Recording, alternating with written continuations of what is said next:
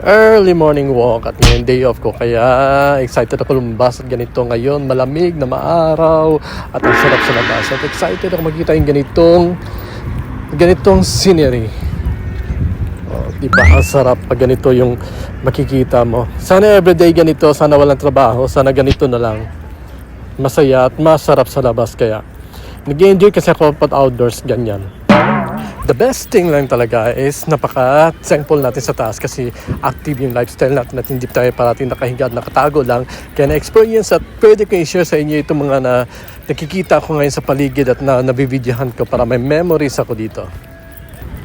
Kasi pag sa ibang bansa tayo, hindi naman tayo forever dito. Kaya mas maganda kung marami kang memories na may tago at mas save sa mga social media nyo para pag uwi nyo pag nauwi na tayo sa Pinas at hindi na tayo nakatira dito, pwede natin panuorin ang sarap pala na maging ganito.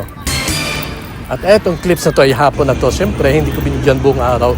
Nakaka-stress kaya ano kayo, swerte. So ngayon, gumala ulit ako para siyempre happy tayo. Pero sa totoo, kunyari magagala, exercise lang pala yun. Siyempre, enjoy pa rin kahit nag-exercise ganyan. O, kahit saan lang papasok, pagkalaman yung mga paninda nila. Yun, pauwi na ako ulit kasi nga bumili ako ng rice cooker. Ayan. Yung maliit lang, 50 reals, doon lang sa Sun City. At saka, delikado na kasi yung rice cooker ko, nag-11 years na siya. Yun, makulimlim na ngayon. Hapon na, kasi nga, andun yung araw sa kabila at tinatabunan ng mga building. Masarap yung shawarma dyan. Gusto ko yung shawarma dyan. Kaya lang, nakakairita kasi walang table sa loob. Hindi pwedeng kumain sa loob. Kailangan dalhin mo sa labas. O, ayan, dito na ako sa may lulo. Liliko tayo dun sa corner na yan. Ayun, yung sunset na hindi na makita. Yung malawak yung park na puro bangaw at pana yung laman.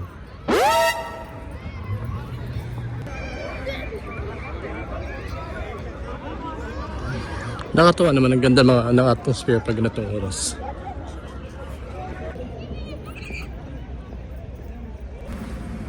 Ayun na, malapit na ako sa accommodation.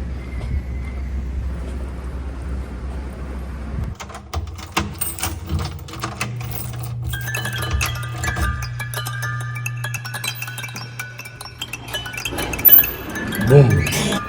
Ayun, lumabas ako ulit. At masarap kasi sa labas. Nakakatamad sa loob, nakaupo lang, nakahiga yung mga ganyan mga kasamahan ko, ganun lang ginagawa nila. Pero ako, syempre, kailangan sa labas para masaya yung life. Ganda sana dumalang pagkain dito sa park, kaya lang walang masarap na brostedan dito malapit. At merong pizza, kaya lang ayoko.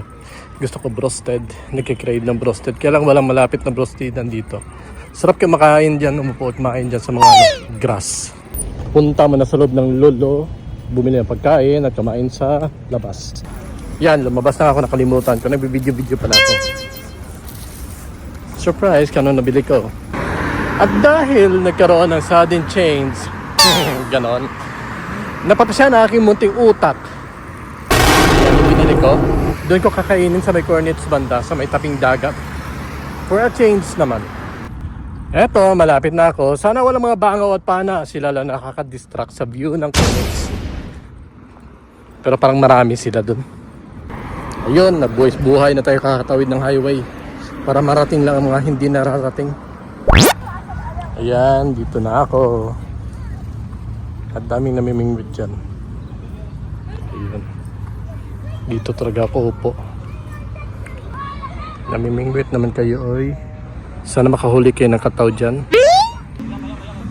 Ayan o, ayun. Tignan nyo.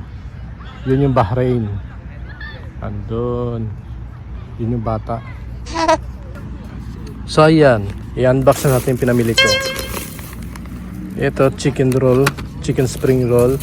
May Pepsi, tubig, at pansit palabok. Samantala yung mga to, pinagtitinginan nila ko, nagtataka sila sa pinagagawa ko dito. Yun lang, at masarap dito. At pahabol pa, oy. May blueberry yogurt pala, ayan. Ayun. O, diba Almarai pa yung brand. Ayun, may pansit palabok na may maliit na itlog.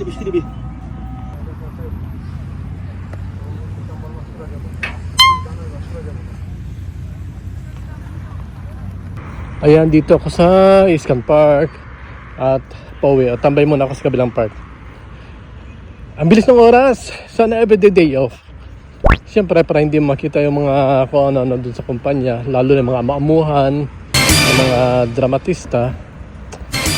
Siyempre, yun yung trabaho nila, magdrama lang. At minsan nahawa na rin pati mga ibang mga Pilipino sa magkanong pang-ugali ng mga ibang lahi. Kaya, pero siyempre, i-ignore mo lang mga ngayon para magtumagal ka at hindi ka ma-stress at hindi maging kamukha nilang nabubulok na maaga pa, mas bata pa sila sa akin pero maaga na bulok.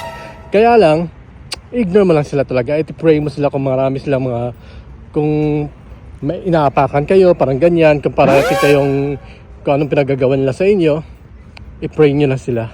Ang galing kaya ni Lord. Ganun lang. At i-ignore nyo para hindi kayo ma-stress. The best part lang talaga pag may trabaho kayo ay yung day off. The rest hindi na. Bahala kayo dyan. Basta ako nag-enjoy.